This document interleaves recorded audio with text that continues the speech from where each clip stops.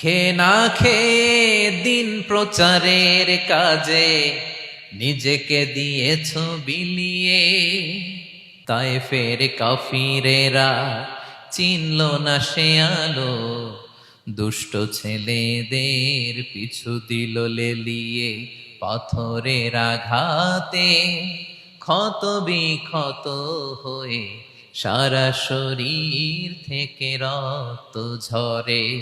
হে রাসূল তোমাকে ভুলি আমি কেমন করে, হে রাসূল তোমাকে ভুলি আমি কেমন করে। আসসালামু আলাইকুম ওয়া রাহমাতুল্লাহি ওয়া বারাকাতুহু। নাহমাদুহু ওয়া নুসাল্লি আলা রাসূলিহিল কারীম। আম্মা বা'দু ফাআউযু বিল্লাহি মিনাশ শাইতানির রাজীম। বিসমিল্লাহির রাহমানির রাহিম। وَلَنَبْلُوَنَّكُمْ بِشَيْءٍ مِّنَ الْخَوْفِ وَالْجُوعِ وَنَقْصٍ مِّنَ الْأَمْوَالِ وَالْأَنفُسِ وَالثَّمَرَاتِ وَبَشِّرِ الصَّابِرِينَ الَّذِينَ إِذَا أَصَابَتْهُم مُّصِيبَةٌ قَالُوا إِنَّا لِلَّهِ وَإِنَّا إِلَيْهِ رَاجِعُونَ صدق الله العظيم رب اشرح لي صدري ويسر لي أمري واحلل عقدة من لساني يفقه قولي। মুয়ার ইসলামিক কনফারেন্স 2024-এ আপনারা যারা উপস্থিত হয়েছেন তাদের সবাইকে আমার অন্তরের অন্তঃস্থল থেকে জানাচ্ছি আন্তরিক শুভেচ্ছা এবং মুবারকবাদ। আহলান ওয়া সাহলান ওয়া মারহাবান বিকুম ফি হাদাল লিকা আত-তাইয়িব আল মুবারাক। আমরা শুরুতে আল্লাহ রাব্বুল ইজ্জা ওয়াল জালালের দরবারে শুকরিয়া জ্ঞাপন করছি, যিনি আজকে আমাদেরকে এরকম চমৎকার একটি পরিবেশে চমৎকার একটি ইসলামিক কনফারেন্সে উপস্থিত হওয়ার সুযোগ করে দিয়েছেন। আমরা সবাই পড়ছি কালিমাতু শুকর আলহামদুলিল্লাহ। আল্লাহ রাব্বুল ইজ্জা ওয়াল জালালের দরবারে শুকরিয়া জ্ঞাপনের পাশাপাশি আমি আজকের প্রোগ্রামের যারা অর্গানাইজিং কমিটি তাদেরকে অন্তরের অন্তঃস্থল থেকে ধন্যবাদ জানাতে চাই, এরকম চমৎকার একটি পরিবেশ, চমৎকার একটি ভেন্যুতে এই ইসলামিক কনফারেন্সের আয়োজন করবার জন্য। সম্মানিত সুধী, আমরা এই পৃথিবীতে খুব অল্প একটা সময়ের জন্য, একটা ট্রানজিট পিরিয়ড কাটানোর জন্য বেসিকলি আমরা এই পৃথিবীতে এসেছি। আমরা কি চিরকাল এই পৃথিবীতে থাকবো বলেন তো? না, একটা ট্রানজিট পিরিয়ডে আমরা এসেছি, আবার চলে যেতে হবে। এই যে আমাদের জীবন, এই জীবনের জন্য বিপদ, আপদ, পরীক্ষা, স্ট্রাগল এটা অনিবার্য, এটা হবে। বিপদ নাই, কষ্ট নাই, আপদ নাই, অনিশ্চয়তা নাই, স্ট্রাগল নাই, এমন কি কেউ আছে এখানে? কেউ কি হাত তুলে বলতে পারবেন যে হুজুর আমার জীবনে কোনো বিপদ নাই, অথবা আমার জীবনে কোনো দুঃখ নাই, কষ্ট নাই, কোনো স্ট্রাগল নাই, কোনো রিস্ক নাই? এরকম সৌভাগ্যবান কেউ আছেন এখানে? তাহলে জীবনের জন্য পরীক্ষা এটা অনস্বীকার্য, হবেই হবে পরীক্ষা। পৃথিবীর জীবনটাই এমন, এভাবেই এই লাইফকে ডিজাইন করা হয়েছে। পরীক্ষা থাকবে, এখানে বিপদ থাকবে, এগুলো উত্তীর্ণ হয়ে আপনাকে যেতে হবে। চিরসুখ চির শান্তি এটাই পৃথিবীতে হয় না। চিরসুখ এবং চির শান্তির জায়গা হচ্ছে জান্নাত। চিরসুখ এবং চির শান্তি কোথায়?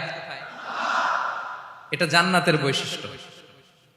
চিরসুখ চির শান্তি, টেনশন নাই, ঝামেলা নাই, পরীক্ষা নাই, বিপদ নাই, রিস্ক নাই, স্ট্রাগল নাই, এটা হচ্ছে দ্য ফিচার্স অফ জান্নাত, জান্নাতের ফিচার। কিন্তু সমস্যা বাদে তখন যখন জান্নাতের ফিচার আমরা দুনিয়ায় খুঁজি, যেটা পাবো আমরা জান্নাতে, এটা খুঁজি কোথায়? এই তখনই সমস্যা বাদে। And this is the main problem. এটাই বড় সমস্যা। এই সমস্যার সমাধান কোথায়, এটা নিয়ে আজকে আমি কিছু কথা অ্যাড্রেস করবো ইনশাআল্লাহ। তো তাহলে আসুন শুনি জান্নাতের ফিচার কি। জান্নাতের কমন একটা ফিচার হচ্ছে জান্নাতে there will be no sickness in paradise। জান্নাতে কোনো অসুস্থতা থাকবে না, চিরসুস্থ। সুবহানাল্লাহ পড়েন। চিরসুস্থ, চির সবল, কেউ অসুস্থ হবে না জান্নাতে। জান্নাত হবে অ্যান্টি এইজিং, জান্নাতে বয়স বাড়বে না কারো, চিরযৌবনা, চিরযুবক, অ্যান্টি এজিং। আপনারা জানেন যে বর্তমান পৃথিবীতে অ্যান্টি এজিং ক্রিম পাওয়া যায় না? ক্রিম, কথা বুঝতেছেন? অ্যান্টি এজিং ক্রিম পাওয়া যায়। তারা বলে এই ক্রিম মাখলে চামড়ায় ভাঁজ পড়ে না। এটার দাম আছে কিন্তু অনেক। অ্যান্টি এজিং ক্রিম লাগায়, শ্যাম্পু ইউজ করে, অ্যান্টি এজিং অয়েল আছে, এটা দিলে নাকি চামড়ায় ভাঁজ পড়ে না। ইভেন ভারতের অনেক বড় একজন ব্যবসায়ী মুকেশ আম্বানি, নাম শুনছেন না, যে তার ছেলের বিয়ে হয়ে গেল, তো এই মুকেশ আম্বানির স্ত্রী নীতা আম্বানি, সে কিছুদিন আগে এক বটল গোল্ড ওয়াটার খেয়েছে, gold water, and it's cost $60,000 $60,000 দাম এক বোতল গোল্ড ওয়াটারের। কেন? ফর অ্যান্টি এজিং, যাতে বয়সের ছাপ গালে না থাকে। এখন বলেন, এভাবে কি আমাদের বয়সকে ধরে রাখা সম্ভব এই পৃথিবীতে? সম্ভব না, কারণ এই ফিচারটা দুনিয়ার ফিচার না, এটা জান্নাতের ফিচার। সুবহানাল্লাহ পড়ে। তাহলে জান্নাতে কেউ অসুস্থ হবে না, জান্নাত হবে চির যৌবন, চির যৌবনা, ওখানে আমরা যুবক থাকবো, প্রত্যেকে 33 বছরের যুবক যুবতী হয়ে জান্নাতে ঢুকবো। বিষ্ণু ইসলাম বলেন, আহলুল জান্নাতি জুরদা ওয়া মুরদা ওয়া আবনাউ সালাসিন ওয়া সালাসিন, জান্নাতে যারা যাবে শুভ্র দাড়িবিহীন, প্রত্যেকে হবে 33 বছর বয়সের। ওই যে 33 বছর বয়সে একবার ঢুকলেন আর বয়স বাড়বে না, ওইটাই চিরকাল ওই বয়স পাবেন। জান্নাতের আরেকটা ফিচার হচ্ছে নো ফ্রাস্ট্রেশন, কোনো চিন্তা নাই, দুশ্চিন্তা নাই, হাইপার টেনশন নাই, সজীব প্রাণবন্ত। সুবহানাল্লাহ। জান্নাতের আরেকটা ফিচার হচ্ছে there is no expiry date in জান্নাত। এক্সপায়ারি ডেট আছে? জান্নাতে যে ঢুকবো 7 দিনের জন্য চেক ইন, নাকি চেক ইন কয় দিনের জন্য? 7 দিন, 10 দিন পরে চেক আউট করে ফেলবে, এরকম না, নো এক্সপায়ারি ডেট, আজীবন। একবার এন্ট্রি পেলে বের হওয়ার টেনশন নাই। আল্লাহু আকবার। তাহলে no expiry date, rather it's eternal, আজীবন থাকবেন, খালিদিনা ফিহা, চিরকাল থাকবেন। এবং জান্নাতের সবচাইতে গুরুত্বপূর্ণ ফিচার হচ্ছে there will be no death in জান্নাত। জান্নাতে আপনার আর মৃত্যু হবে না, মৃত্যুর বিদায় হবে, তার মানে আপনি অমর হবেন। তাহলে আপনি চির সুস্থ, চির সবল হবেন জান্নাতে, চির যুবক থাকবেন, প্রাণবন্ত থাকবেন, আপনি অমর হবেন, আপনি জান্নাতে মরবেন না। জান্নাতীরা যখন জান্নাতে যাবে, ফেরেশতারা ডেকে বলবে, ইয়া আহলাল জান্নাতি ইন্না লাকুম আন তাসিহু ফালা তাসকামু আবাদা। জান্নাতীরা চিরকাল সুস্থ থাকবা, অসুস্থ হবা না। ইন্না লাকুম আন তাশিব্বু ফালা তাহরামু আবাদা, তোমরা শাবাব থাকবা, বুড়া হবা না। ওয়া ইন্না লাকুম আন তাহইয়াউ ফালা তামুতু আবাদা, চিরকাল বেঁচে থাকবা, মরবা না। এবং সেদিন জান্নাতে মৃত্যু দেয়া হবে, মৃত্যু দেয়া হবে। ইউতাল মাউতু বিকাবশিন আমলাহ, একটা ছাগলের আকৃতিতে মৃত্যুকে আনা হবে। ফায়ুযবাহুল মাউত, মৃত্যুকে জবাই দেয়া হবে। এবার জান্নাতীরা তাকিয়ে থাকবে, ফেরেশতারা বলবে, ইয়া আহলাল জান্নাতি খুলুদুন ফালা মাউত, হে জান্নাতীরা চিরকাল এই জান্নাতে থাকবে। তাহলে জান্নাতের ফিচার পাইছেন।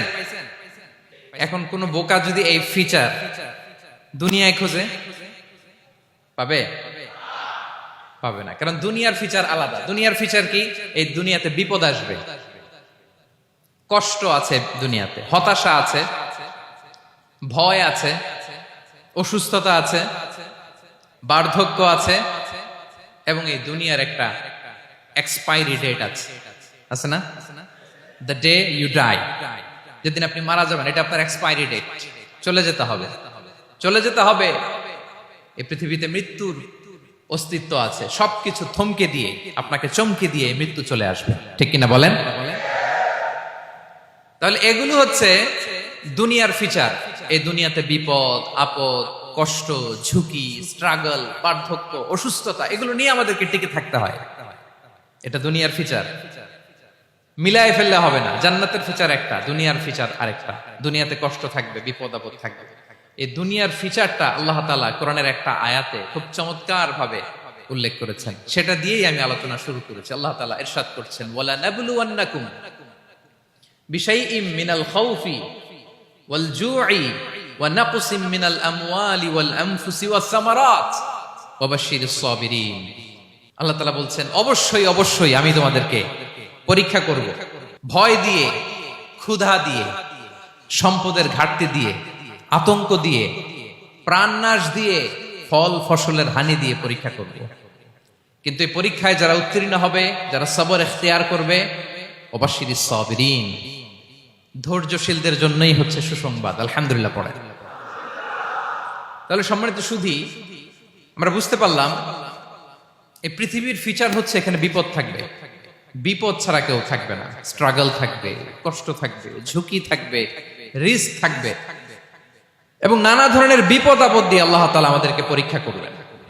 এটা মাস্ট, এটা আমাদের মাইন্ডসেটে নিয়ে নিতে হবে। মাইন্ডসেটে এটা ক্লিয়ার থাকতে হবে। চিরসুখ চিরশান্তি এই দুনিয়াতে মিলবে, কোথায় মিলবে তাহলে এটা? তাহলে বিপদ আসবেই, আপদ আসবেই, পরীক্ষা থাকবেই আমাদের জীবনে। তবে ইন্টারেস্টিংলি মজার বিষয় হচ্ছে পরীক্ষাটা এক একজনের এক এক রকম। পুরো পৃথিবীটা একটা পরীক্ষা ক্ষেত্র, কিন্তু কারো প্রশ্নপত্রের সাথে কারো প্রশ্নপত্রের কোনো মিল নাই। সুবহানাল্লাহ। আমার পরীক্ষা একরকম, আপনার পরীক্ষা আরেক রকম, ওই ভাইয়ের পরীক্ষা আরেক রকম, ওনারটা আরেক রকম। সবাই পরীক্ষার্থী, সবাই পরীক্ষার্থী, কিন্তু কারো প্রশ্নপত্রের সাথে কারো প্রশ্নপত্রের কোনো মিল নাই। কারোর জন্য পরীক্ষা হচ্ছে সে খুব অসুস্থ, প্রচন্ড অসুস্থতা, তার জন্য পরীক্ষা। ক্যান্সারের রোগী, দুরারোগ্য ব্যাধি, ডক্টর বলছে 4th স্টেজে চলে আসছে, কয়েক মাস বাঁচতে পারে, এটা তার জন্য পরীক্ষা। আবার কারো দেখবেন যে খুব একটা অসুস্থতা নাই, অসুস্থতার ঝামেলা নাই, কিন্তু তার দারিদ্রতা আছে, তার আর্থিক অনটন, এটা তার জন্য পরীক্ষা। আবার কারো দেখবেন অসুস্থতাও নাই, দারিদ্রতাও নাই, তার দাম্পত্য জীবনের সমস্যা আছে না নাই? অনেকের দেখবেন এগুলো কোনোটাই সমস্যা না, তার ছেলে কথা শোনে না, মাদকাসক্ত। আহা, মাদকাসক্ত, রিহ্যাবে পাঠায়, আবার আসে, আবার গাঁজা খাওয়া শুরু করে, আছে না নাই বলেন? দেখেন তার পরীক্ষাটা আবার আলাদা। অনেকের দেখবেন মেয়ে বাবার কথা শোনে না। আবার অনেকের দেখবেন যে ব্যবসায় সমস্যা, লসের পর লস, লাভ উঠাতে পারে না। তাহলে পরীক্ষা ছাড়া, বিপদ আপদ ছাড়াই দুনিয়াতে কেউ নাই, কেউ নাই প্রিয় ভাইরা। এটা আমাদের মাথায় রাখতে হবে। পরীক্ষা আপনাকে দিতেই হবে, পরীক্ষা দিয়ে দিয়েই নিজেকে প্রমাণ করতে হবে। আর এক একজনের পরীক্ষাটা এক এক রকম, কারো পরীক্ষার সাথে কারো পরীক্ষার কোনো মিল থাকবে না। তো মাঝে মাঝে আমরা এটা ভুলে যাই। আল্লাহ তাআলা কালামে পাকে রিমাইন্ডার দিয়ে আমাদেরকে স্মরণ করিয়ে দিতে চান যে এই পৃথিবীতে আসলে তোমরা এসেছো পরীক্ষা দিতে। এটাই জীবনের বড় বাস্তবতা। আমাদের জীবনে যত হতাশা, আমাদের জীবন নিয়ে যত অভিযোগ, আমাদের মনে যত কষ্ট, আমাদের হৃদয়ের ভেতরে যত অস্থিরতা, তার মূলে হচ্ছে এই সমস্যা যে আমরা ভুলেই গেছি আমরা পরীক্ষা দিতে আসছি। এটা যদি ভুলে না যান, এটা যদি আপনার মাইন্ডসেটে থাকে যে পুরো জীবনটা একটা পরীক্ষা, তাহলে দেখবেন কোনো কিছু আপনাকে কাবু করতে পারবে না। আপনি হতাশ হবেন না, জীবন নিয়ে আর অভিযোগ থাকবে না, আপনি ভেঙে পড়বেন না, সব অভিযোগ হতাশা দূর হয়ে যাবে। তারপরে বুঝতে পারলাম পরীক্ষা আপনাকে দিতেই হবে। পরীক্ষা দেয়া ছাড়া এই পৃথিবী থেকে চলে যাওয়ার কোনো চান্স বা সুযোগ আমাদের কারো নেই। সূরাতুল আনকাবুতে আল্লাহ তাআলা এই কথাটা আরো চমৎকার ভাবে বলেছেন। আল্লাহ তাআলা ইরশাদ করছেন, আহাসিবান নাসু আইয়ুতরাকু আইয়াকুলু আমান্না ওয়া হুম লা ইফতানুন ওয়ালাকাদ ফাতান্নাল্লাযীনা মিন ক্বাবলিহিম ফালা ইয়া'লামান্নাল্লাহু আল্লাযীনা সাদাকু ওয়া লা ইয়া'লামান্নাল কাযিবিন। আল্লাহ বলেন, মানুষ কি ভেবেছে সে শুধু বলবে আমি ঈমানদার আর তাকে আমি জান্নাতে ঢুকাই দিব?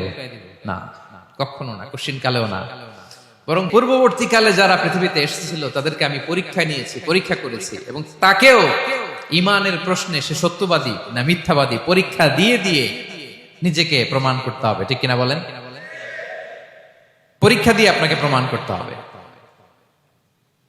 এবং এই পরীক্ষার ব্যাপারটা, এটা যে শুধু আমরা সাধারণ মানুষ আমাদের জীবনে দুঃখ বিপদ পরীক্ষা এমনটা না। এই পৃথিবীর সবচাইতে শ্রেষ্ঠ মানুষ যারা ছিলেন তাদেরকে আল্লাহ পরীক্ষা নিয়েছেন। বলেন তো এই পৃথিবীতে সবচাইতে শ্রেষ্ঠতম মানুষ কারা? সবচাইতে শ্রেষ্ঠ ভালো মানুষ কারা ছিল পৃথিবীতে? বলেন তো নবীরা। আওয়াজ করে বলেন তো কারা? তো বলেন তো নবীদের জীবনে পরীক্ষা ছিল কি ছিল না? হ্যাঁ ছিল। বেশি না কম? বিষ্ণু ইসলামকে জিজ্ঞাসা করা হলো, আইয়ুন নাসি আশাদ্দু বালাআন ইয়া রাসূলুল্লাহ, হে আল্লাহর রাসূল, এই পৃথিবীতে কাদের জীবনে পরীক্ষা বেশি? বিষ্ণু ইসলাম বললেন, আল আম্বিয়া, নবীদের জীবনে। আল আম্বিয়া সুম্মাল আমসাল ফাল আমসাল, সবচাইতে জীবনে পরীক্ষার সম্মুখীন সবচাইতে বেশি হয়েছেন নবীরা। তারপরে নবীদের পরবর্তী অবস্থান যাদের, সিদ্দিকিন যারা, সোহাদা যারা, সলিহিন যারা, আল্লাহওয়ালা যারা, তাদের জীবনে পরীক্ষা বেশি। ইউবতালার রাজুলু আলা হাসাবি দীনি, ব্যক্তির দিনদারি যত বেশি তার জীবনে আল্লাহর পরীক্ষাও তত বেশি। আপনি আল্লাহওয়ালা হবেন, আপনার জীবনে পরীক্ষাও অনেক বেশি। এজন্য ইমানদার হওয়া যেমনি মর্যাদার, ইমানদারের জীবনে পরীক্ষাও হবে অনেক বেশি। এবং পরীক্ষা যত বড়, খেয়াল রাখতে হবে, মন খারাপ করার কোনো সুযোগ নেই। পরীক্ষা যার জীবনে যত বড়, সেটাতে সফল হতে পারলে ওটার প্রতিদানও বড়। পরীক্ষা যত বড়, এটাতে সাকসেস হইতে পারলে এটার রিওয়ার্ডও তত বড়। বিষ্ণু ইসলাম বলেন, ইযামুল জাযাই মাআ ইযামিল বালা, বালা যত বড় জাযাও তত বড়, প্রতিদানও তত বড়। আপনারা নবীদের জীবনে যদি খেয়াল করেন, দেখবেন যেই নবীর জীবনে পরীক্ষা যত বেশি, সেই নবীর জীবনে সফলতাও তত বেশি। সাইয়েদনা ইব্রাহিম আলাইহিস সালামের কথাটা একটু খেয়াল করেন তো, বলেন তো, ওনার জীবনে পরীক্ষা কেমন ছিল, বেশি না কম? ওনার জীবনের পরীক্ষা থেকেই তো আমরা এই শব্দটা ব্যবহার করি, আমরা বলি অগ্নি পরীক্ষা। কি বলি? মানে আগুনে নিক্ষেপ করা হয়েছে সাইয়েদনা ইব্রাহিম আলাইহিস সালামকে, তাও স্বাভাবিকভাবে না, উলঙ্গ করে, ন্যাকেট করে, ওনাকে অপমানিত করবার জন্য ওনার গায়ের জামা কাপড় খুলে উলঙ্গ অবস্থায় আল্লাহর খলিল সাইয়েদনা ইব্রাহিম আলাইহিস সালামকে অগ্নিকুণ্ডে নিক্ষেপ করা হয়েছিল। এরকম এক্সপেরিয়েন্স এই অডিটোরিয়ামের ভেতরে আমাদের কখনো হয়েছে? তাইলে সাধারণ মানুষের জীবনের পরীক্ষা আর নবীদের জীবনের পরীক্ষার মধ্যে পার্থক্য আছে না নাই? ওই পরীক্ষায় উনি পাশ করে ফেললেন। ৮৬ বছর পর্যন্ত আল্লাহর কাছে দোয়া করলেন, আল্লাহ আমাকে একটা নেককার সন্তান দাও। আল্লাহ সন্তান দেয় না। ৮৬ বছর পরে আল্লাহ তাআলা সাইয়েদনা ইব্রাহিম আলাইহিস সালাম এবং হাজারের ঘরকে উজালা করে সন্তান দিলেন। সাইয়েদনা ইসমাঈল আলাইহিস সালাম পৃথিবীতে আসলেন কত বছর বয়সে? ৮৬ বছর বয়সের এখানে কেউ আছেন? হ্যাঁ, আছি আমরা? কেউ নাই। ৮৬ বছর বয়সে প্রথম সন্তান পেয়েছে। তাদের ঘরকে উজালা করে আল্লাহর নবী সাইয়েদনা ইসমাঈল আলাইহিস সালাম আসলেন।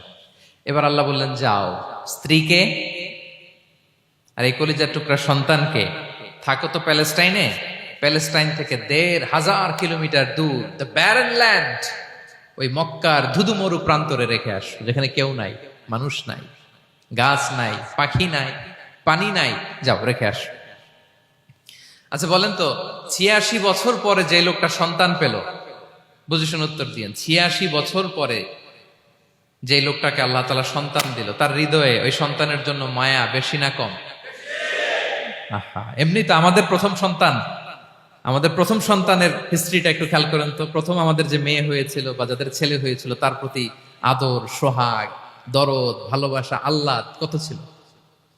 আর ৮৬ বছর বয়স আল্লাহ তাআলা ওনাকে সন্তান দিলেন, দিয়ে বললেন, যাও হাজারকে আর ইসমাঈলকে মক্কার ধুধুমরু প্রান্তরে রেখে আসো। আল্লাহ তাআলা বলতে দেরি, চলে যেতে দেরি নাই, মুহূর্তে উনি রওনা হয়ে গেলেন। সুবহানাল্লাহ পড়বেন না? রেখে আসলেন মক্কার ধুধুমরু প্রান্তরে। এবার আল্লাহ বললেন, যাও রিটার্ন ব্যাক টু প্যালেস্টাইন, প্যালেস্টাইনে চলে যাও। চলে গেলেন, হৃদয়টা ভেঙে খান খান। অনেক বছর পরে আল্লাহ তাআলা আবার অনুমতি দিলেন, যাও এবার ছেলেকে দেখে আসতে পারো, যাও প্যালেস্টাইন থেকে আবার মক্কায় যাও। সাইয়েদনা ইব্রাহিম আলাইহিস সালাম প্যালেস্টাইন থেকে আবার ১৫০০ কিলোমিটার পথ পাড়ি দিয়ে, এখনকার মতো ফ্লাইটে যায় না, গাড়িতেও না, উটে করে। কিসে করে? উনি যে কতবার মক্কা থেকে ফিলিস্তিন এসেছেন আর গিয়েছেন, কোনো ইয়ত্তা নাই, হিসাব নাই। গেলেন, এবার ছেলেটা হাঁটতে পারে, দৌড়াতে পারে, একটু একটু কথা বলতে পারে, আব্বু আব্বু ডাকতে পারে। কেমন মায়া লাগে বলেন তো? মায়া ভালোবাসায় যখন টইটম্বুর, ঠিক ওই মুহূর্তে আল্লাহ বললেন, ছেলেকে জবাই করো, জবাই করো ছেলেকে। আল্লাহ তাআলা বলতে দেরি করেছেন, আল্লাহর আদেশ পালনে ১ সেকেন্ডও তিনি দেরি করেন নাই। ছুরি চালালেন, জান্নাত থেকে দুম্বা নিয়ে আসা হলো। এভাবে আল্লাহর নবী ইব্রাহিম আলাইহিস সালাম ওনার জীবনের প্রতিটি ক্ষেত্রে যেখানে আল্লাহ তাআলা ওনাকে পরীক্ষা নিয়েছেন, উত্তীর্ণ হয়েছেন। এবং দেখেন ওনাকে আল্লাহ তাআলা কি উপহার দিলেন, আল্লাহ তাআলা ওনাকে খলিলুল্লাহ উপাধি দিলেন, আল্লাহর বন্ধু। সুবহানাল্লাহ বলেন। আল্লাহ তাআলা বলছেন ওয়া ইযি বিতালা ইব্রাহিম রাব্বুহু বিকালিমাতিন ফাআতাম্মাহুন ক্বালা ইন্নী জাইলুকা লিন-নাসি ইমামা। আল্লাহ অনেকগুলো পরীক্ষা নিয়েছিলেন সাইয়েদনা ইব্রাহিম আলাইহিস সালাম, প্রতিটা পরীক্ষায় সাকসেসফুলি পাস করেছেন, গোল্ডেন এ প্লাস। আল্লাহ বলেন ইন্নী জাইলুকা লিন-নাসি ইমামা, I'm gonna make you the leader for the entire human being. I'm gonna appoint you as a leader for the entire universe. গোটা বিশ্বের জন্য, গোটা মানবতার জন্য আমি তোমাকে লিডার বানায় দিলাম। ইযামুল জাযাই মা'a ইযামিল বালা। পরীক্ষা যত বড়, ওই পরীক্ষায় পাশ করলে ওইটার ফলাফল ও প্রতিদানও বড়।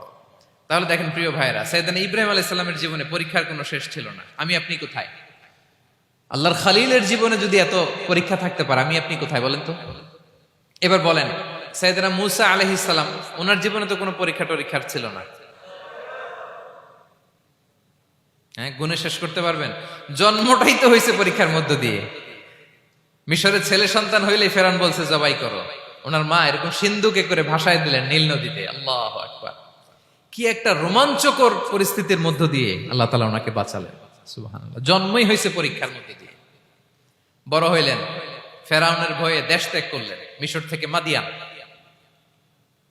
আবার আল্লাহর আদেশে যখন ফিরে আসলেন, আবার ফেরাউনের সাথে তর্ক বিতর্ক, যুদ্ধ। একটা রাত আল্লাহ নবী মূসা আলাইহিস সালাম শান্তি মতো মিশরে ঘুমাতে পারে নাই। একটা রাত। শেষ পর্যন্ত এই ফেরাউন মূসা আলাইহিস সালামকে ধাওয়া করেছে। ফেরাউনের ধ্বংসের আগ পর্যন্ত সে মূসা আলাইহিস সালামকে ধাওয়া করেছে। তার মানে মূসা আলাইহিস সালাম এই বিপদ আপদ পরীক্ষা এগুলো থেকে মুক্তি পান নাই। এবার বলেন ঈসা আলাইহিস সালামের কথা, ওনার জীবনে তার পরীক্ষা ছিল না? কি পরীক্ষা ছিল? হ্যাঁ, আল্লাহু আকবার। Same scenario goes to the biography of every messenger in the world. পৃথিবীর সব নবীর ক্ষেত্রে একই ঘটনা ঘটেছে। সাইয়েদনা ঈসা আলাইহিস সালাম দাওয়াত যখন দিলেন, ওনার বিরোধিতা শুরু হলো, ওনাকে হত্যার ষড়যন্ত্র হলো।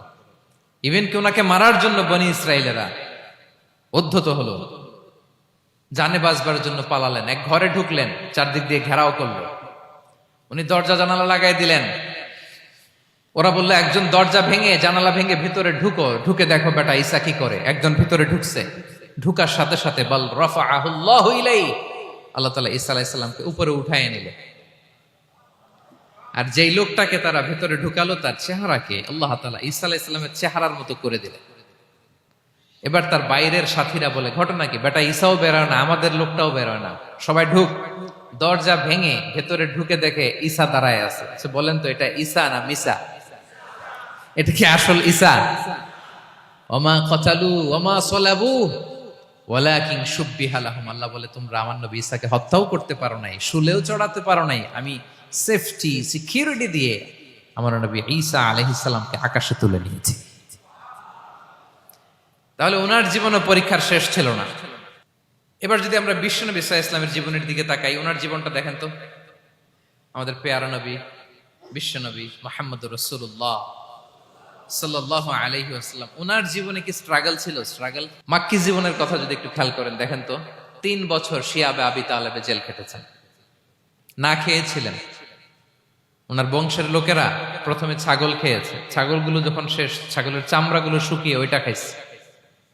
গাছের পাতা ছাল এগুলো খেয়ে খাবারের অভাবে বেহুশ হয়ে পড়ে থাকতো তারা। না খেয়ে কয়দিন ছিলেন আপনি? আমি কয়দিন ছিলাম না খেয়ে? মনেই তো পড়ে না, না খেয়েছিলাম কিনা কোনোদিন। এ হচ্ছে মাক্কি জীবন। মেন্টালি প্রেসার দেয়া হয়েছে। বিশ্বনবীর চাচা আবু লাহাব, তার 2 ছেলে উতবা আর উতাইবা, এদের সাথে বিয়ে দিয়েছিলেন 2 মেয়ের। যখন দাওয়াত দেওয়া শুরু করলেন, 2 মেয়েকে ডিভোর্স দিয়ে দিল। দেখেন, একটা বাবার জন্য প্রাপ্তবয়স্কা মেয়েকে যখন উঠায় নেয়ার আগে ডিভোর্স দেয়, তার মানসিক অবস্থাটা কেমন থাকে বলেন? মেন্টালি প্রেসারাইজ করা হয়েছে, ফিজিক্যালি হ্যারাস করা হয়েছে। বিষ্ণু ইসলাম যখন নামাজে দাঁড়াতেন, উটের পচা নারী ভুঁড়ি বিষ্ণুনবীর কাঁধে চাপিয়ে দেওয়া হতো। আপনার জীবনে এরকম ঘটছে কখনো? আপনি নামাজ পড়তেছেন, উটের পচা নারী ভুঁড়ি আপনার কাঁধে চাপিয়ে দেওয়া হয়েছে। কয়দিন হয়েছে এরকম? কয়দিন হয়েছে? হ্যাঁ, তারপরে তো আলহামদুলিল্লাহ বেরোয় না মুখ দিয়ে। কেমন আছেন হুজুর কোয়েন না, বেশি একটা সুবিধার না, তাই না? বেশি একটা একটু মিলাবেন। কতটুকু পরীক্ষা আমরা দিয়েছি। তায়েফে গেলেন বিশ্বনবী, তায়েফে গেছিলেন জমির বায়না দিতে, তাই না? জমি কিনবে তায়েফে। তায়েফবাসীদেরকে জাহান্নামের আগুন থেকে বাঁচাতে গিয়েছিলেন, নিজের জন্য না। সেখানে তায়েফের ছেলেরা পাথর মেরেছে বিষ্ণু ইসলামের গায়ে। এত শুভ্র দেহ ছিল, চেহারা ছিল, বিষ্ণুনবীর গা দিয়ে ঝরঝর করে রক্ত ঝরেছে। ফিজিক্যাল হ্যারাসমেন্টের শিকার হয়েছেন বিষ্ণু ইসলাম। যখন যেদিন বিষ্ণু ইসলামকে হত্যার ষড়যন্ত্র করা হলো, আল্লাহ তাআলার আদেশে তিনি মক্কা থেকে মদিনায় হিজরত করলেন।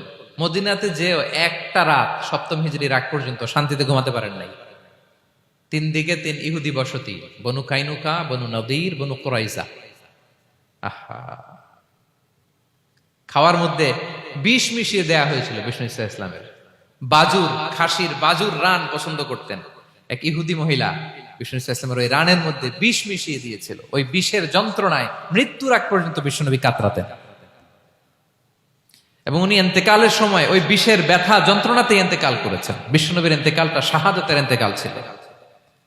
বিষ্ণু ইসলাম বলেছেন, ওই যে খায়বার এলাকার ওই মহিলা যে আমার খাবারে বিষ মিশিয়েছিল, সেই বিষের যন্ত্রণা, বেদনা, কষ্ট আমি অনুভব করছি।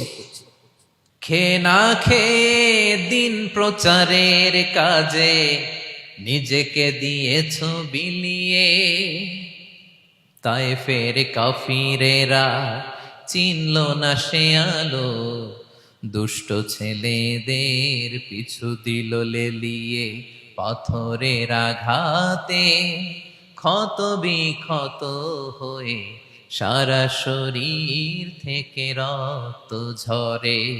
হে রাসূল তোমাকে ভুলি আমি কেমন করে, হে রাসূল তোমাকে ভুলি আমি কেমন করে। হাজার ব্যথা বেদনার পরে ফিরে আসনি তুমি আপন ঘরে, দিনের আলো তুমি ছড়িয়ে দিতে চলে গেলে মদিনায় মক্কা ছেড়ে। হে রাসূল তোমাকে ভুলি আমি কেমন করে, হে রাসূল তোমাকে ভুলি আমি কেমন করে। ঠিক কিনা বলেন? একটা রাত শান্তিতে, শান্তির ঘুম তিনি দিতে পারেন নাই। প্রিয় ভাইরা, তাহলে আমরা কি বুঝলাম? বিশ্বনবীর জীবনও পরীক্ষা ছিল কি ছিল না? আমাদের উপায় আছে? আমরা বাঁচতে পারবো এই বিপদ আপদ পরীক্ষা ঝঞ্ঝাল থেকে? বাঁচতে চাইলেও বাঁচতে পারবো? পারবো না। ইমাম মালিক আলাইহি রাহমা নাম শুনেছেন? ইমাম মালিক, ওনার জ্ঞান থেকে লাখো লাখো মানুষ উপকৃত হয়েছে, কোটি কোটি মানুষ উপকৃত হয়েছে। মদিনার রাস্তায় রশি দিয়ে ওনাকে টেনে হিচড়ে এক এলাকা থেকে আরেক এলাকায় নিত জালেম বাদশারা। ইমাম মালিক আলাইহি রাহমা। ইমাম আহমদ ইবনে হাম্বল,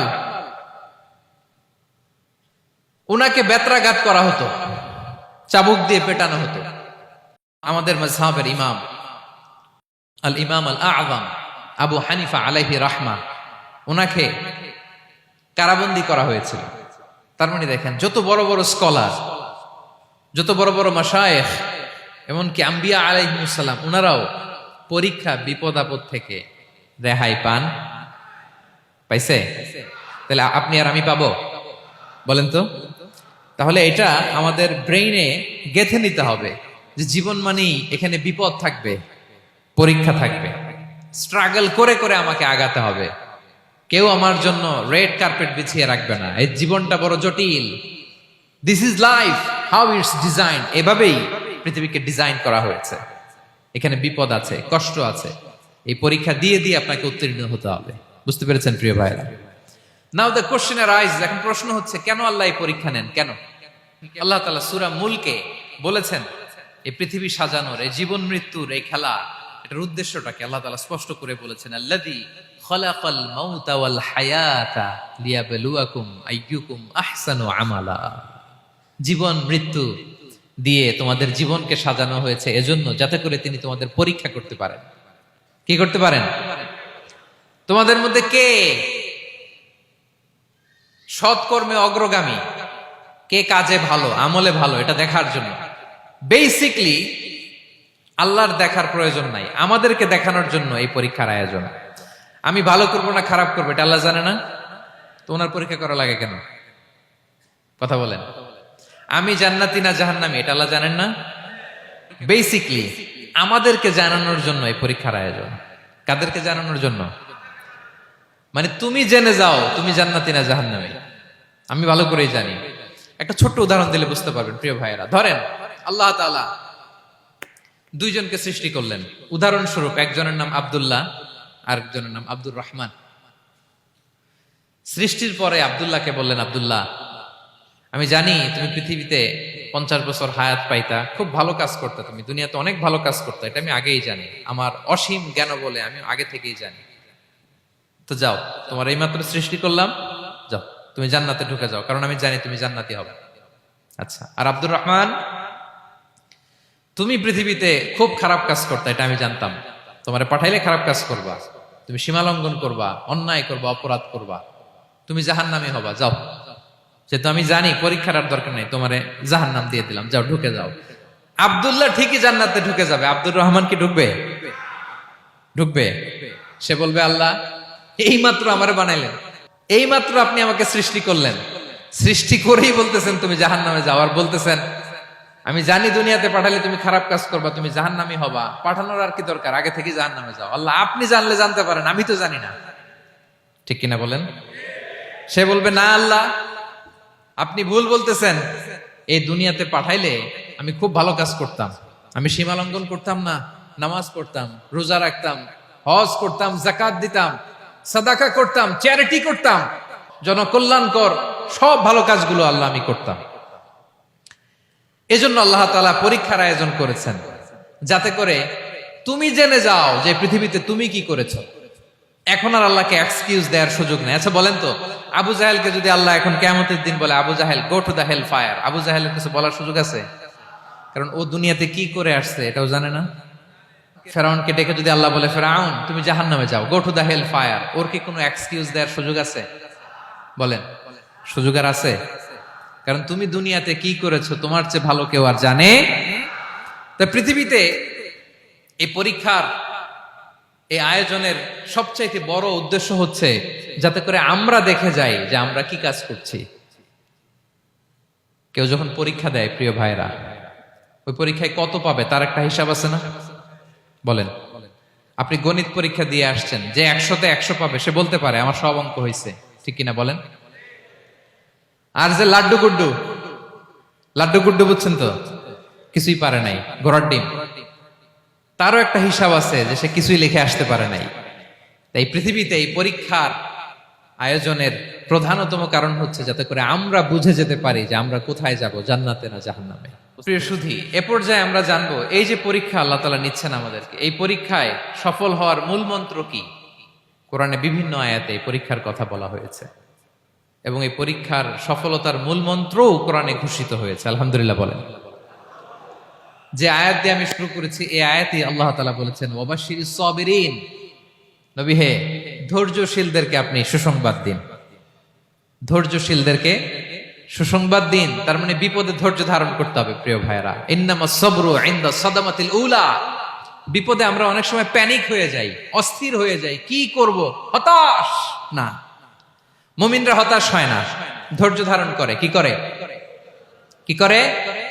ধৈর্য ধারণ করার শক্তি দাও গো মেহেরবান আমায়, দাও গো মেহেরবান। পড়েন, ধৈর্য ধারণ করার শক্তি দাও গো মেহেরবান আমায়, দাও গো মেহেরবান। সবাই বলুন একসাথে, ধৈর্য ধারণ করার শক্তি দাও গো মেহেরবান আমায়, দাও গো মেহেরবান।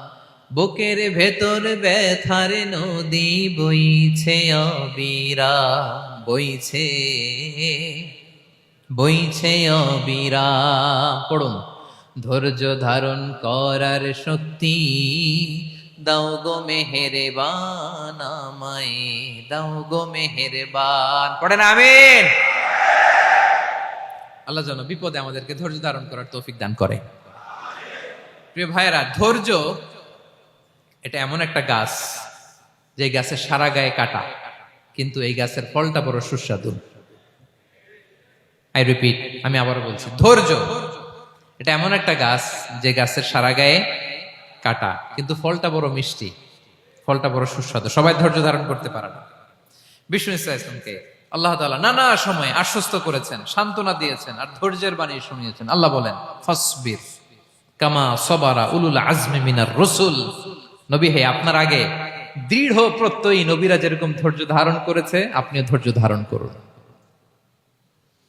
সূরাতুল মুজাম্মিল আল্লাহ তাআলা বলছেন, ওয়াসবির আলা মা ইয়াকুলুনা ওয়াহজুরহুম হাজরান জামিলা। ওরা যাই বলুক, আপনি ধৈর্য ধারণ করুন, ওদের কথাকে ইগনোর করুন। Just ignore what they are saying to you. যা বলে আপনি জাস্ট ইগনোর করেন। ওরা বিষ্ণু ঈসা ইসলামের মনোবলকে ভেঙে দেওয়ার জন্য কখনো বিষ্ণু ঈসা ইসলামকে কবি বলে গালি দিত। কবি কি বলতো? শায়ের। কখনো বলতো মজনুন, পাগল। নাউজুবিল্লাহ পড়বেন না? পাগল বলে গালি দিত। মাঝে মাঝে বলতো কাহিন, গণক। মাঝে মাঝে বিষ্ণু ঈসা ইসলামকে তারা বলতো আবতার, লেস কাটা। মুহাম্মদ, তোমার ছেলে নাই, তোমার বংশ নির্বংশ হয়ে গেছে, তোমার নাম নেয়ার মতো কেউ নাই। আহা, কপাল পোড়া। গোটা বিশ্বব্যাপী বিষ্ণু ঈসা ইসলামের সুনাম সুখ্যাতি ছড়িয়ে দিয়েছে কে? আকাশ বাতাস মাড়িয়ে, সাত আকাশ ছাড়িয়ে আল্লাহর আরশ পর্যন্ত আল্লাহ তাআলা বিষ্ণু নবীর সুনাম সুখ্যাতিকে সুউচ্চ করেছেন। ঠিক কিনা বলেন? ইগনোর করুন। আপনাকে কবি বলে, গণক বলে, আপনাকে পাগল বলে, আপনাকে লেসকাটা বলে, জাস্ট ইগনোর দেন। বর্তমান সময়েও নানা ধরনের ট্যাগ আমাদেরকেও দেয় কি দেয় না বলেন? দেয়। আমাদেরকে কি বলে? মৌলবাদী বলে, বলে বলে ওই যে রাজাকার বলে। হ্যাঁ, রাজাকার রাজাকার খেলার দিন শেষ। মন মতো হইলে মুক্তিযোদ্ধা, মন মতো না হইলে রাজাকার, এই দিন শেষ। ওই দিন আর নাই। এই কার্ড দিয়ে আর খেলার দিন নাই। এগুলো মানুষ আর খায় না এখন, এগুলো গিলে না আর। সাধারণ মানুষ বড্ড সচেতন। দেখেন, কালের বিবর্তনে, সময়ের আবর্তনে একই পরিক্রমা আমাদেরকেও ট্যাগিং করে। আমাদেরকে মৌলবাদী বলে, ব্যাকডেটেড বলে, রাজাকার বলে, জঙ্গি বলে, যুদ্ধাপরাধী বলে। আছে না এরকম? ওয়াসবির আলা মা ইয়াকুলুন, নিজের সাথে মিলায় নেন। যা বলে ধৈর্য ধারণ করো। ওয়াহজুরহুম হাজরান জামিলা, জাস্ট ইগনোর দেম, ভালোভাবে ইগনোর করেন, খালাস, সালাম দিয়ে কেটে পড়েন। তাহলে প্রিয় ভাইরা, এই বিপদ আপদ আমাদের পিছু ছাড়বে না, পিছু ছাড়বে না। নবীদের পিছু ছাড়ে নাই, আমরা কোথায়? আমরা আর কি? বিপদ আমাদেরকে ধৈর্য ধারণ করতে হবে, মনোবল হারাইলে হবে না। দেখেন বিশ্বনবী কিভাবে আপনাদেরকে সান্ত্বনা দেয়। বিশ্বনবী বলেন, আজাবান লি আমরিল মুমিন, মুমিনের ব্যাপারটা বড় আশ্চর্যজনক। ফাইন্না আমরাহু কুল্লাহু লাহু খাইর, মুমিনের জীবনে যা ঘটে সবটাই খাইর, সবটাই কল্যাণ। ইন আসাবাতহু সাররাউ শাকারা ফাকানা খাইরাল্লাহ ওয়া ইন আসাবাতহু দাররাউ সাবারা ফাকানা খাইরাল্লাহ। মুমিনের জীবনে যদি সুখ আসে তাহলে মুমিন শুকরগুজার হয়, এটা তার জন্য ভালো। আর যদি মুমিন জীবনে দুঃখ আসে তাহলে সে সবর ইখতিয়ার করে, এটাও তার জন্য ভালো। সুবহানাল্লাহ। তাহলে দেখেন, আমরা হয় সুখে থাকি নয় দুঃখে থাকি, ঠিক কিনা বলেন? তাহলে সুখের সময় আমরা শুকর করি, কি করি? শুকরগুজার হই। শুকরিয়া করাও একটা ইবাদত, শুকরিয়া করাও কি? আর দুঃখের সময় আমরা সবর করি, সবর করাটাও একটা। তাহলে আমাদের পুরো জীবনটাই ইবাদত, পুরো জীবনটাই সুখের সময় শুকর আর দুঃখের সময় সবর। আওয়াজ করে বলেন, সুখের সময় শুকর, আর দুঃখের সময়। এই দুই ইবাদত মুমিন জীবনে চলমান, কন্টিনিউয়াস, একটা উইন উইন সিচুয়েশন। কি বলেন? উইন উইন হয়ে গেল না? যেই পরিস্থিতিতেই থাকে আমাদের জন্য লাভ। আল্লাহু আকবার। তাহলে প্রিয় ভাইরা, এটাই জীবনের বাস্তবতা। সবর আমাদেরকে ইখতিয়ার করতে হবে, হতাশ হওয়া যাবে না। অনেকে আমরা অল্পতে হতাশ হই। এই যে আমরা ধৈর্য ধারণ করছি, এর ফল পাচ্ছি না? দীর্ঘ 1.5 যুগ, 1.5 দশক ধরে ধৈর্য ধারণ করছেন না আপনারা? এখন মুক্তি, স্বাধীনতা, বিজয় এনে দিয়েছে কে? ধৈর্য ধারণ করুন। ধৈর্যের যে ফলাফল, এটা বড় মিষ্টি। ধৈর্য এমন একটা গাছ, এই গাছের সারা গায়ে কাটা, কিন্তু এর ফলটা বড় সুস্বাদু, এর ফলটা বড় মিষ্টি। ধৈর্য ধারণ করার অভ্যাস করতে হবে প্রিয় ভাইরা। মুমিন হতাশ হয় না, হাল ছেড়ে দেয় না। মুমিন ভরসা রাখে একজনের উপর, তিনি কে? লা তাইআসু মির রাউহিল্লাহ ইন্নাহু লা ইয়াইআসু মির রাউহিল্লাহি ইল্লাল কওমুল কাফিরুন। আল্লাহর রহ থেকে, রহম থেকে নিরাশ হয়ে যাও না। কাফির ছাড়া, অকৃতজ্ঞ ছাড়া কেউ আল্লাহর রহ থেকে, আশা থেকে নিরাশ হয় না। শয়তানের সবচেয়ে বড় মিশন হলো আমাদেরকে হতাশ বানানো। এটা খেয়াল রাখবেন। শয়তানের সবচাইতে বড় মিশন কি? আমাদেরকে হতাশ করে দেয়া। হতাশ বানাইতে পারলে সে সাকসেসফুল, খুশি। কিন্তু আমরা এত সহজে হতাশ হই না, আমরা নিরাশ হই না, আমরা বিপদে হাল ছেড়ে দেই না। আমরা ভরসা রাখি এক মহান সত্তার উপর। তিনি কে? মনে থাকবে? বিপদ আসলে ভেঙে পড়বেন? ভিসা না হইলে কান্নাকাটি শুরু করবেন? ব্যবসায় লস হইলে হাউমাউ? হ্যাঁ, দেশ থেকে কোনো দুঃসংবাদ আসলে হতাশ হবেন, ভেঙে পড়বেন? ধৈর্য ধারণ করব আমরা। আওয়াজ করে বলেন, আমরা কি করব? সবর। বিপদ ট্যাকেল দেওয়ার প্রথম স্টেপ হচ্ছে সবর। ধৈর্য ধারণ করতে হবে। অবশ্যই সাবিরিন, ধৈর্যশীলদেরকে সুসংবাদ দাও। বিপদ থেকে বাঁচার দ্বিতীয় স্টেপ হচ্ছে এই বিপদ থেকে উত্তরণের চেষ্টা করতে হবে। কন্টিনিউয়াস প্রচেষ্টা চালিয়ে যেতে হবে। ওয়াল্লাযীনা জাহাদু ফিনা লানাহদিয়ান্নাহুম সুবুলানা। যারা আমার রাস্তায় চেষ্টা করে, প্রচেষ্টা করে, স্ট্রাগল করে, তাদেরকে আমি পথ দেখিয়ে দেই, সুবুল দেখিয়ে দেই, ওয়ে আউট দেখায় দেই, এক্সিট দেখায় দেই। কোথাও আটকাবেন না আপনি, আপনাকে এক্সিট দেখায় দিবে কে? মালয়েশিয়াতে কেলুয়ার বলে না? কেলুয়ার কি বলে চিনেন? কেলুয়ার মানে কি?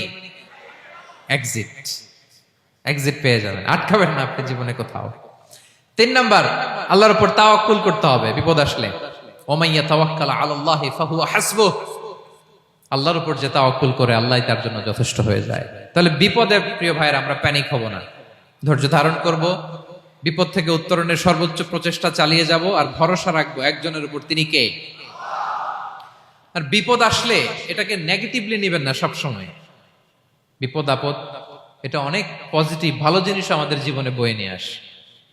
শাইখুল ইসলাম ইবনু তাইমিয়া আলাইহি রাহমা, উনি বলতেন, খুব দামি কথা, খুব হেভি ওয়েট কথা, মনোযোগ দিয়ে শুনুন। তিনি বলতেন, যে নেয়ামত তোমাকে আল্লাহ থেকে দূরে সরায়, ওই নেয়ামতের চেয়ে বিপদ ভালো, যে বিপদ তোমাকে আল্লাহর দিকে ধাবিত করে। আই রিপিট, আমি আবারও বলি, যে নাজ নেয়ামত তোমাকে আল্লাহ থেকে দূরে সরিয়ে দেয়, সে নাজ নেয়ামতের চেয়ে ওই বিপদ আপদ ভালো, যে বিপদ আপদ তোমাকে আল্লাহর কাছে টেনে নেয়। তাহলে বিপদ আপদ আসলে আপনি হতাশ হবেন? আর কখনো দুঃখ করবেন? মোয়ারের ভাইয়েরা, আর মন খারাপ করবেন? আপনি খেয়াল করে দেখেন, বিপদ আসলে আমরা আল্লাহরে ডাকি বেশি। যখন অসুস্থ আপনি খেয়াল করেন তো, আল্লাহ আল্লাহ, তুমি ছাড়া বাঁচানোর কেউ নাই, আল্লাহ আল্লাহ তুমি হেফাজত করো, আল্লাহ তুমি সুস্থ করে দাও। যখন লাইফ থ্রেট, দেখেন আপনি গুম হয়ে যেতে পারেন, আপনার কারাবন্দী করতে পারে, এরকম একটা বিপদের মধ্যে আছেন, তখন খেয়াল করেন তো আল্লাহর সাথে আপনার কানেক্টিভিটি, রিলেশনশিপটা কতটা ডেভেলপ হয়। কারণ বিপদে পড়লে আমরা আল্লাহরে ডাকি বেশি। তাহলে বিপদ আপদেরও কিছু পজিটিভ সাইড বা দিক আমাদের জীবনে আছে না নাই? অনেক পজিটিভ দিক আছে, কয়েকটা শেয়ার করি। 1 নাম্বার, আল্লাহ এক নম্বর পজিটিভ সাইড তো বললাম, ইমাম ইবনু তাইমিয়া যেটা বললেন। এরপরে হচ্ছে মাঝে মাঝে আল্লাহ তাআলা আমাদের মর্যাদাকে আপগ্রেড করতে চায়, এলিভেট করতে চায়। আপনি ধরেন কোন একটা এয়ারলাইন্সের রেগুলার প্যাসেঞ্জার টিকিট কাটেন, মাঝে মাঝে হঠাৎ করে দেখবেন কাউন্টারে গেলে তারা বলে you are upgraded to business class অথবা you are upgraded to first class. যেহেতু রেগুলার প্যাসেঞ্জার, অনেক মাইলস জমা হয়েছে, আপগ্রেড করে দেয়। তো আল্লাহ তাআলা মাঝে মাঝে চায় তিনি আমাদের মর্যাদাকে, র্যাঙ্ক এটাকে আপগ্রেড করবেন, কিন্তু আমার যে আমল আখলাকের অবস্থা ওইটা দিয়ে ওই আপগ্রেড র্যাঙ্কে যাওয়ার সুযোগ নাই। বুঝতেছেন কথা? আল্লাহ চায় আমার লেভেল একটু আপ করতে, কিন্তু আমার আমলের যে অবস্থা এতে আমি ওখানে যাই না। তখন আল্লাহ কিছু বিপদ আপদ দিয়ে, পরীক্ষা দিয়ে বান্দাকে টেস্ট করে। ওই পরীক্ষায় যদি উত্তীর্ণ হন, সাথে সাথে আল্লাহ তাআলা আপনার লেভেল বা র্যাঙ্ক আপগ্রেড করে দেয়। সুবহানাল্লাহ পড়বেন না? তাহলে লাভ না লস? আওয়াজ করে বলেন, লাভ না লস? মুমিন জীবনের সব লাভ। যত বিপদ আপদ আপনাকে স্পর্শ করে প্রতিটাতেই আপনার জন্য কল্যাণ। বিষ্ণু ইসলাম বলেন, মা ইউসিবুল মুসলিমা মিন নাসাবিন ওয়ালা ওয়াসাবিন ওয়ালা হাম্মিন ওয়ালা হুজনিন ওয়ালা আযান ওয়ালা গাম্মিন হাত্তা শাওকাতি ইউশাকুহা ইল্লা কাফারাল্লাহু বিহা খাতায়া। আপনার জীবনে যত দুঃখ, যত যন্ত্রণা, যত টেনশন, যত অ্যাংজাইটি, যত ইনজুরি, এমনকি গোলাপ ফুল পাড়তে যে ওখানে যে কাটা বাঁধছে, বরই খেতে যে বরই গাছে ওঠার পর যে একটা কাটা বিঁধছে আপনার হাতে, এর কারণে আল্লাহ তাআলা আপনার গুনাহ মাফ করে দেয়। সুবহানাল্লাহ। তাহলে বিপদ আপদ দিয়ে আল্লাহ বান্দার মর্যাদাকে আপগ্রেড করে। বিপদ আপদে ফেলে আল্লাহ তাআলা বান্দার পাপ মোচন করে। বিপদ আপদ দিয়ে আল্লাহ তাআলা বান্দার শাস্তি মওকুফ করে। এমন পাপ করছেন এটার জন্য শাস্তি বরাদ্দ হয়ে গেছে, কিন্তু আল্লাহ তাআলা ওই শাস্তি থেকে মাঝে মাঝে আপনাকে বাঁচাতে চায়, তখন কিছু বিপদ দিয়ে বান্দারে পরীক্ষা করে। উত্তীর্ণ হলেই আল্লাহ তাআলা ওই শাস্তিকে মওকুফ করে দেয়। তাহলে আসুন সামারি করি, পুরো আলোচনাটার সামারি করি। এক নম্বর সামারি হচ্ছে বিপদ আপদ, পরীক্ষা, স্ট্রাগল, কষ্ট, এটা সুন্নাতুল্লাহি ফিদ দুনিয়া। এই দুনিয়ায় আল্লাহর সুন্নাত, এর বাইরে কেউ যেতে পারে না, ইভেন নট দ্য মেসেঞ্জার্স, নবীরাও না। আজকের আলোচনায় শুনছেন না নবীদের জীবন দিয়ে কি গেছে, ups and downs, test and trial, নবীরাও না। তাহলে এটা আমাদের মাইন্ডসেটের সাথে সেট আপ করে নিতে হবে যে অতীতে, বর্তমানে, ভবিষ্যতে বিপদ আপদ মুক্ত এই পৃথিবীতে কেউ থাকবে না। পারবেন? হ্যাঁ, এটা মাইন্ডসেটে নিয়ে নিতে হবে যে এটাই জীবন, বিপদ আপদ দিয়ে আল্লাহ পরীক্ষা করবেন। এটাই পৃথিবী। চির সুখ চির শান্তি এই পৃথিবীতে খুঁজলেই পাওয়া যায় না। শুরুতে বলছিলাম না, চির সুখ চির শান্তি। বলেন তো এটা কি দুনিয়ার ফিচার না জান্নাতের ফিচার? জান্নাতের ফিচার দুনিয়ায় খুঁজলে পাওয়া যাবে? যাবে না। তাহলে আজকের আলোচনার এক নাম্বার লেসন হচ্ছে বিপদ আপদ এটা সুন্নাতুল্লাহি ফিদ দুনিয়া। এই দুনিয়া আল্লাহর সুন্নাত, এটা থেকে মুক্তি পাওয়ার কোনো সুযোগ নাই, নবীরাও পায় নাই। দুই নাম্বার লেসন, বাঁচার যেহেতু সুযোগ নাই, we have to face it with patience, intellect and tawakkul. বিপদে অস্থির হওয়া যাবে না, এটাকে ফেস করতে হবে উইথ পেশেন্স, ধৈর্যের সাথে। বিপদ আমরা মোকাবেলা করব কিসের সাথে? ধৈর্য। প্যানিক হবেন না, অস্থির হবেন না, ধৈর্য ধারণ করবেন। উইথ ইন্টেলেক্ট, আল্লাহর দেয়া আপনার ইন্টেলেক্ট খাটিয়ে এই বিপদ উত্তরণের সর্বান্তকরণের চেষ্টা প্রচেষ্টা আপনার চালায় যেতে হবে। আর সবশেষে আত-তাওয়াক্কুল আলাল্লাহ, ডিপেন্ডিং অন আল্লাহ, ভরসা করব কার উপর? আল্লাহর উপর। পারা যাবে তো? আচ্ছা, দুইটা লেসন গেল। তিন নাম্বার লেসন হচ্ছে আমাদের ছেলে মেয়েদেরকে we have to educate our child regarding the test and trial in this দুনিয়া। দুনিয়ার এই বিপদ আপদের ব্যাপারে আমাদের ছেলে মেয়েদেরকে শেখাতে হবে, বুঝাতে হবে। ওরা ছোট মানুষ তো, অস্থির হয়ে যায়। আব্বু আমার সাথে কেন এমন হয়? আমারই শুধু পেন্সিল চুরি হয়, আমারই শুধু এটা হয়, আমি পরীক্ষায় খারাপ করি, আমি ব্যথা পাই, আমার এই আমার সেই। ছোট মানুষ তো বুঝে না। ওরা বুঝাইতে হবে যে বাবা, this is the essence of life, এটাই জীবন, এটাই কি এই লাইফ হ্যাকস গুলো তাদেরকে শেখাইতে হবে। ডোন্ট বি প্যানিক, প্যানিক হওয়া যাবে না। This is how life is design, এটাই জীবন, বিপদ আপদ আসবে, এটাকে মেনে নিতে হবে, ছেলে মেয়েদেরকে শিখাইতে হবে, তাহলে তারাও প্যানিক হবে না।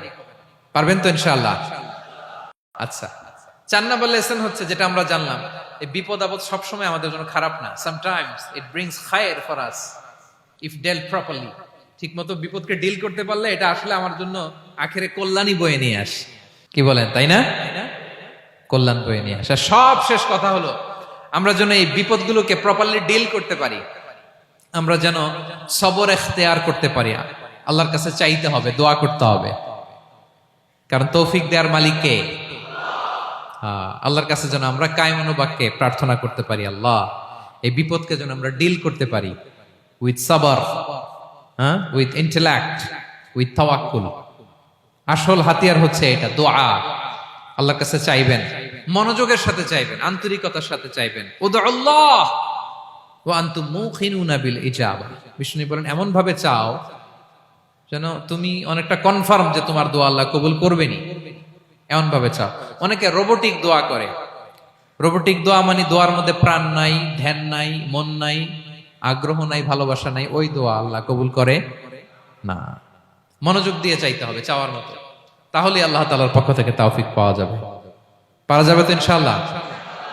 আল্লাহ তাআলা আমাদের সবাইকে বিপদে আপদে ধৈর্য ধারণ করার তৌফিক দান করুক। নবীরা তাদের জীবনে যেভাবে স্ট্রাগল, আপস এন্ড ডাউনস, বিপদগুলোকে, টেস্ট এন্ড ট্রায়ালগুলোকে ডিল করেছে, আমরা যেন সেভাবে ডিল করতে পারি। আল্লাহ তৌফিক দান করুক। আল্লাহ তাআলা আমাদের সবাইকে কথাগুলো বোঝা আর আমল করার তৌফিক দান করুক। হাযা মা ইনদি ওয়াল ইলমু ইনদাল্লাহি আলাইহি তাওয়াক্কালতু ওয়া ইলাইহি উনীব। ওয়াসসালামু আলাইকুম ওয়া রাহমাতুল্লাহি তাআলা ওয়া বারাকাতুহু।